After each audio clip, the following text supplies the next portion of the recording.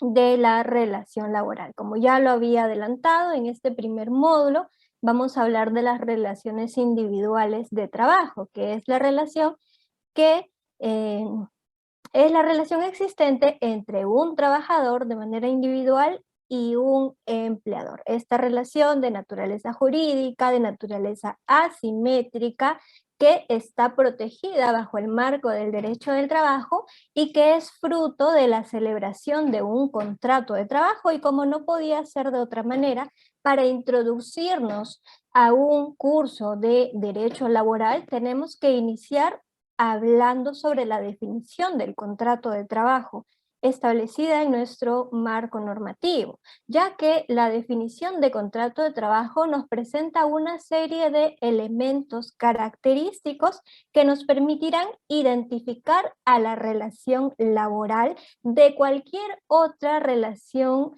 de naturaleza jurídica que implique también prestación de servicios. Antes de ello, quisiera precisarles que quisiéramos que ustedes participen activamente de esta sesión. No quisiéramos hacerlo de manera expositiva solamente, sino la idea es que ustedes también puedan participar, ya sea con preguntas, con comentarios, quizá con anécdotas que han podido recoger en la práctica y que vean reflejadas en el marco normativo del cual vamos a hablar ahora. Por ejemplo, vamos a hablar del principio de primacía de la realidad, vamos a hablar sobre situaciones de desnaturalización de un contrato de trabajo, y sería ideal y muy fructífero que ustedes nos puedan comentar casos que seguramente, estoy segura, en la práctica ustedes han podido evidenciar. A tal efecto, les pediríamos que levanten la manito para poder yo darles el uso de la palabra y de esa manera pues contar con su participación. Recuerden que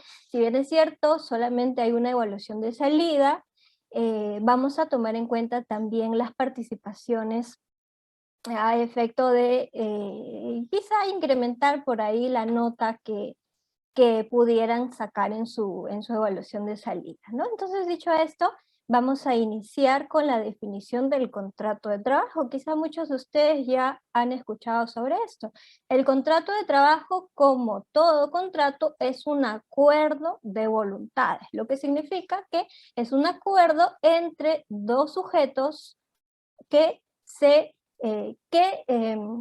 de manera voluntaria expresan su consentimiento, su intención de celebrar este acto jurídico llamado prestación de servicios, relación laboral, ¿no? Entonces el contrato de trabajo es un acuerdo o un convenio en el cual existen dos partes bien representadas en la figura del trabajador y del empleador.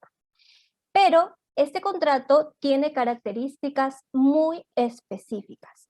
En este contrato, el trabajador va a poner su fuerza de trabajo a disposición del empleador a cambio de una contraprestación remunerativa.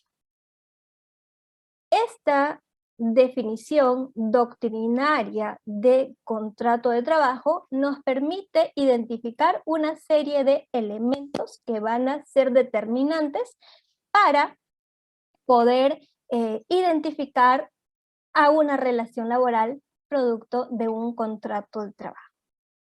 En principio, las partes de la relación laboral. Las partes son trabajador y empleador.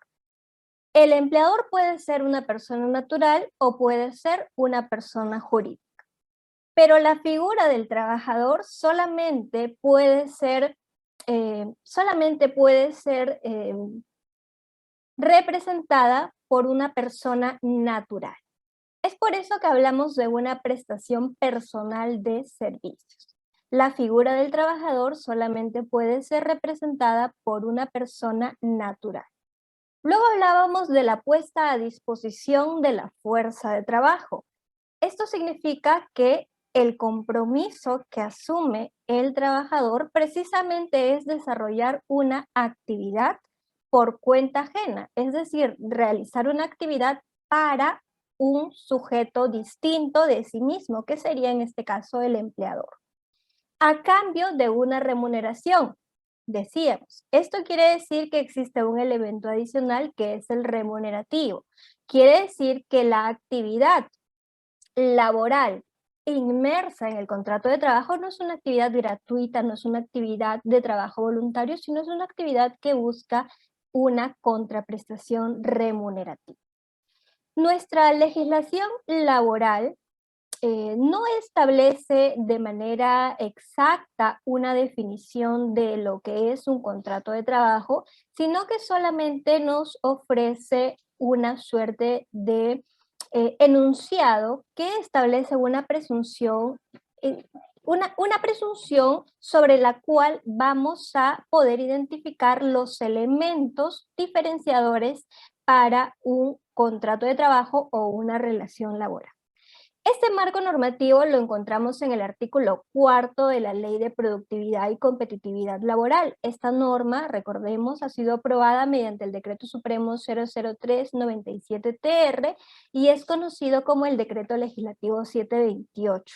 Por ahí que lo suelen llamar el régimen laboral 728 o el régimen laboral general. A propósito, recordemos que las disposiciones que veremos en el desarrollo de todo este curso especializado de legislación laboral está enmarcado dentro de los distintos regímenes general y especiales de la actividad privada. Este curso se desarrollará en el marco de las relaciones laborales individuales y colectivas de la actividad privada. Entonces volvamos a esta presunción que nos ha establecido el artículo 4 de la Ley de Productividad y Competitividad Laboral, la cual ha establecido que en toda prestación de servicios remunerados y subordinados se presume, salvo prueba en contrario, la existencia de un contrato de trabajo por tiempo indeterminado. Este enunciado tan pequeñito es la base sobre la cual se erige lo que nosotros conocemos hoy en día sobre relación como relación laboral y sobre la cual se erige además el marco protector del derecho del trabajo. Aquí presente se encuentran estos tres elementos característicos que nos van a permitir identificar bajo cualquier circunstancia y sin temor a ninguna duda la existencia de una relación laboral, que por supuesto siempre va a ser producto de un contrato de trabajo celebrado entre una persona natural y una persona natural o jurídica que vendría a ser el empleador. El primer elemento es la prestación personal del servicio. El segundo elemento, la remuneración, y el tercer elemento, la subordinación. Se deviene también de aquella definición que nosotros citábamos inicialmente, una definición doctrinaria, ¿no? Que precisamente recoge este artículo de la Ley de Productividad y Competitividad. Presentes estos tres elementos, prestación personal del servicio, remuneración y subordinación, sin ningún lugar a duda, en función del artículo 4 de la Ley de Productividad y Competitividad Laboral, vamos a presumir la existencia de un contrato de trabajo. Repito, sin ninguna duda, cuando identifiquemos los tres elementos de la relación laboral o los tres elementos del contrato de trabajo, como también se le conoce, vamos a presumir que existe un contrato de trabajo. Y no cualquier contrato de trabajo, sino un contrato por tiempo indeterminado. Vamos a ver más adelante en qué consiste un contrato de trabajo por tiempo indeterminado. Y vamos a ver entonces cuáles son estos tres elementos. El primero de ellos es la prestación personal del servicio. Esto significa que, en primer lugar, la figura de trabajador solamente puede ser representada por una persona natural, no por una persona jurídica. Además, que la prestación del servicio llevada a cabo por esta persona natural se realice de manera individual, de manera intransferible. Partiendo de la premisa de que es el empleador quien tiene la facultad para dirigir las condiciones en las cuales se desarrolla la actividad laboral y por ende tiene la facultad de elegir a la persona que va a contratar como su trabajadora para que desempeñe la actividad encomendada. Esta persona trabajadora que ha asumido esta obligación en el marco del contrato de trabajo se compromete a desarrollar la actividad por ella misma, a título personal, de manera intransferible. Si lo analizamos de manera práctica, claro está, de pronto si un día tengo un poco de desidia o de flojera de ir a trabajar, no puedo encomendar mi obligación en mi vecino, en mi hermano, para que de pronto hoy día vaya a trabajar en mi reemplazo y yo le pago a cambio una propina o que reciba pues mi remuneración del día. Eso no se puede hacer. El empleador me ha contratado a mí como su trabajador por una serie de características muy particulares que ha identificado en mi persona. No solamente por la experiencia laboral, por el nivel de capacitación técnica o profesional que tenga, sino también a nivel valores, a nivel calidad de ser humano que él ha podido identificar en mi entrevista de trabajo, ¿no? Es por ello que en el marco de la relación laboral, la actividad el trabajador la va a desarrollar de manera personal. El segundo elemento característico es la remuneración. Significa que el trabajo realizado por el trabajador no es un trabajo voluntario en el sentido de ser un trabajo a título gratuito. Por ejemplo, cuando hago referencia al trabajo voluntario, me refiero a esto llamado voluntariado, ¿no? Por ejemplo, el trabajo de los bomberos es un trabajo que no es retribuido, es un trabajo voluntario, en el cual la persona que lo desarrolla no recibe ningún tipo de contraprestación a cambio. En el marco del contrato de trabajo, el trabajador va a desempeñar esta actividad siendo una de las principales finalidades conseguir el sustento ya sea para mantenerse o para mantener también a su familia, si es el caso, ¿no? Esa es la característica del trabajo. Es por eso que es la característica del elemento remuneración. Es por eso que la remuneración en el marco de la relación laboral cobra tal importancia, cobra la calificación de derecho fundamental del ser humano llamado trabajador. Es por eso que tiene una protección especial que vamos a ver más adelante cuando nos toque hablar sobre la remuneración.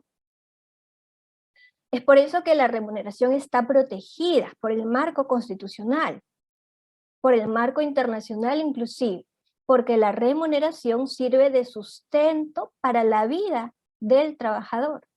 Y por último, pero no menos importante, sino al contrario, quizá mucho más significativo porque es el elemento más fácil de identificar, es el elemento subordinación. Recuerden que cuando hablábamos de la definición del contrato de trabajo y cuando habíamos hablado antes todavía, cuando introduje el tema, cuando hablamos de la naturaleza asimétrica de la relación laboral, habíamos señalado que de un lado tenemos al empleador que en función de su derecho a la libertad de empresa puede normar todas aquellas directrices que elija para el desarrollo de su actividad económica y que el trabajador en cambio va a entregar su fuerza de trabajo con la condición además de allanarse, de subordinarse a aquellas directrices establecidas por el empleador. Por ejemplo, el horario de trabajo. Es el empleador quien establece que yo voy a trabajar de lunes a viernes de 8 de la mañana a 5 de la tarde. El lugar de trabajo. Es el empleador quien decide dónde implementar sus oficinas. En el distrito, en la ciudad que establezca conveniente. Esas situaciones no las decide el trabajador. La existencia de un uniforme, un reglamento interno de trabajo, un reglamento sobre las medidas disciplinarias, las conductas aceptadas en el desarrollo de la actividad laboral y las conductas que no serían afectadas, ¿no? Por ejemplo, el uso de una vestimenta apropiada, el uso de un uniforme, la obligación de portar un photocheck, la obligación de utilizar un correo institucional. Son situaciones que el empleador establece como directrices y que el trabajador se allana a cumplir. Nuevamente, por el ejercicio de las potestades del empleador, que son básicamente tres. La potestad de dirigir la actividad laboral, la potestad de normar, conocido como el poder de dirección, la potestad de fiscalizar el cumplimiento de estas disposiciones, que es conocido como la potestad o la facultad de fiscalización, y finalmente la potestad disciplinaria o la potestad sancionadora, que es por supuesto, como su nombre ya lo adelanta, la potestad de establecer las sanciones a los trabajadores que no se allanen a las directrices impartidas. De esto vamos a hablar ampliamente cuando lleguemos a la sesión sobre las facultades del empleador. Bien, presentados ya estos tres elementos, debemos ser enfáticos al señalar que basta la sola existencia de estos tres elementos en el marco de una relación entre una persona natural y una persona natural o una persona jurídica. Basta la existencia de estos tres elementos para que nosotros válidamente y sin ningún tipo de duda podamos presumir la existencia de un contrato de trabajo, en virtud del artículo 4 de la Ley de Productividad y Competitividad Laboral. Y nuevamente lo recalco, no vamos a presumir cualquier tipo de contrato de trabajo, sino un contrato de trabajo por tiempo indeterminado. A esta presunción se le conoce como la presunción de laboralidad. Presunción de laboralidad. Siempre que existan estos tres elementos, voy a presumir que soy un trabajador y que por ende me corresponden derechos y obligaciones laborales. La relación laboral, recordemos, es una relación jurídica de naturaleza sinalagmática. Esto quiere decir que ambas partes asumen correspondientemente derechos y obligaciones en el marco de su relación laboral. Los derechos del trabajador, recibir la remuneración, recibir los beneficios sociales, recibir condiciones dignas de trabajo y otras contraprestaciones que en el marco de la relación laboral pudieran requerirse, pero su obligación es desarrollar la actividad encomendada por el empleador, siguiendo las directrices establecidas por el empleador y pues de manera idónea y de manera esperada para el empleador, ¿no? Por el empleador. De otro lado, el trabajador tiene la obligación de pagar la remuneración, de establecer las condiciones de trabajo dignas, entre otras adicionales que devengan de la relación laboral, pero tiene también el derecho de recibir un trabajo idóneo de parte del trabajador, ¿no? Es una relación en la cual ambos asumen derechos y obligaciones correspondientemente. Por favor, recuerden que ansiamos que ustedes participen, ya sea con comentarios, ya sea con consultas, pueden levantar la mano para que podamos aperturar el micrófono, para que podamos aperturar su micrófono y podamos darle el uso de la palabra. Bien. Estimada Leslie, sí, ¿me escuchas? Te escucho, Zoila. Creo que había una pregunta que tenía que ver con contratos a plazos determinado e indeterminado, o lo vamos a contestar al final de la ponencia.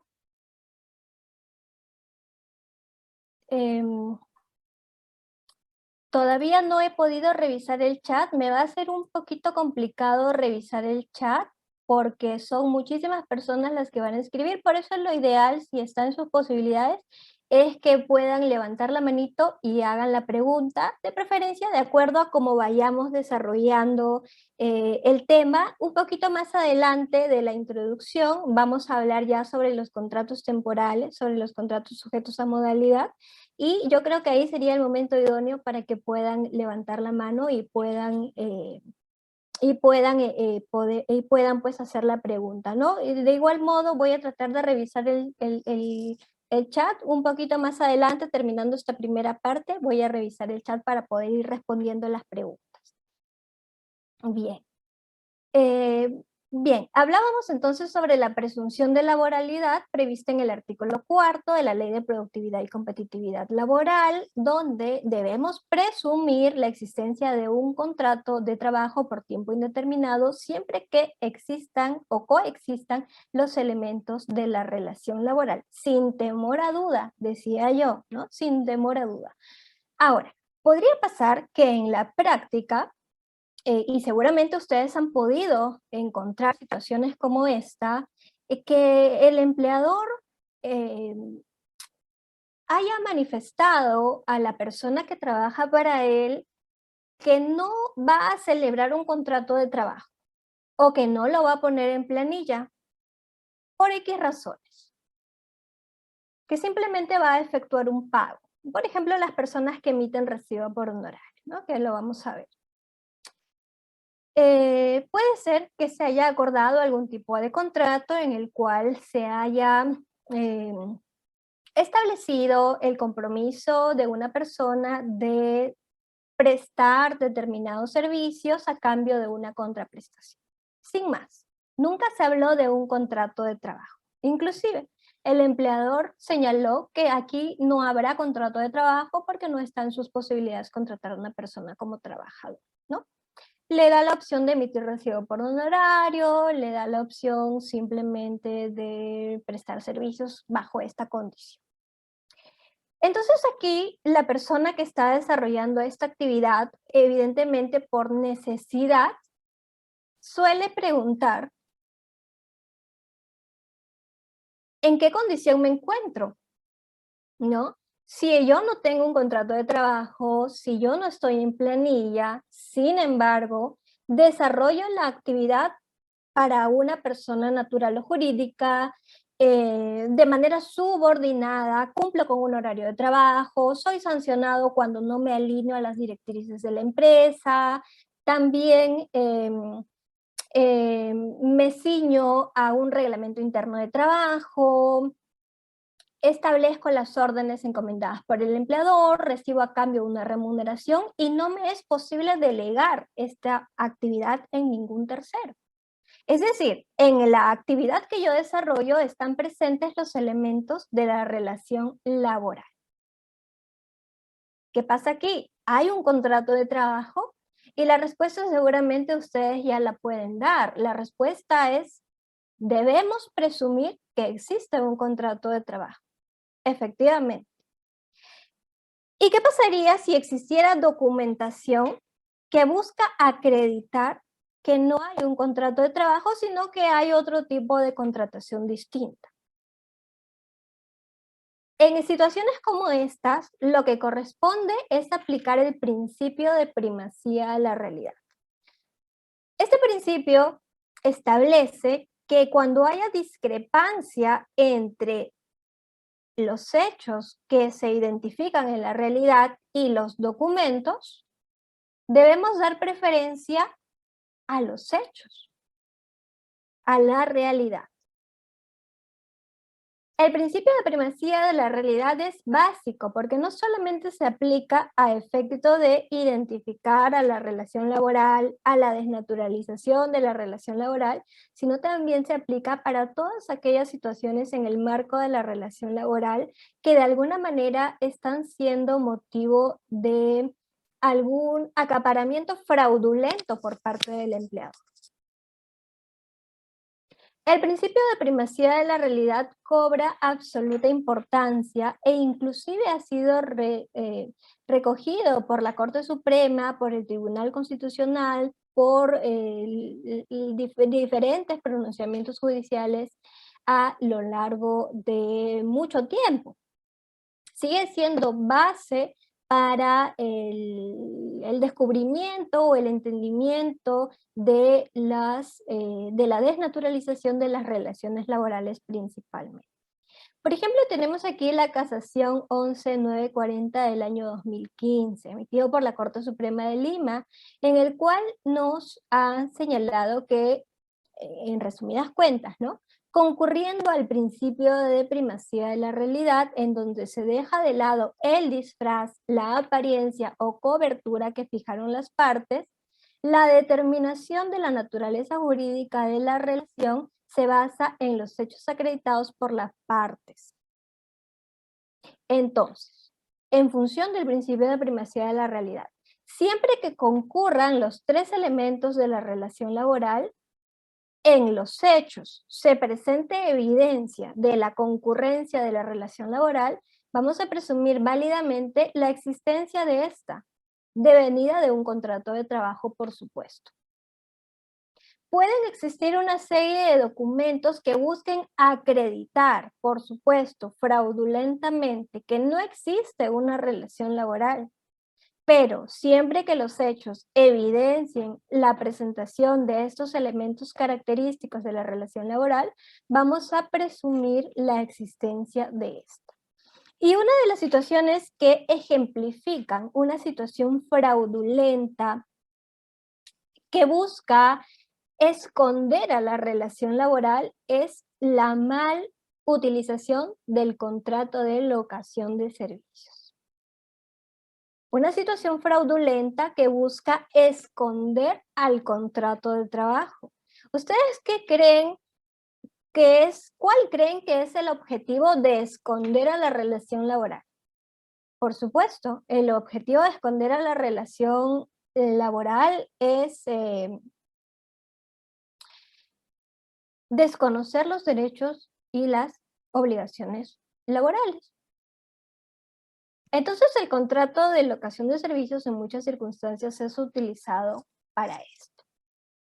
El contrato de locación de servicios es en particular un contrato que no tiene naturaleza laboral. Aquí no están presentes los elementos de la relación laboral como eran prestación personal, contraprestación, subordinación.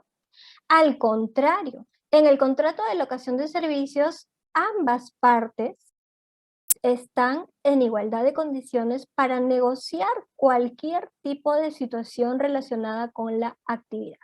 Es un contrato de naturaleza civil.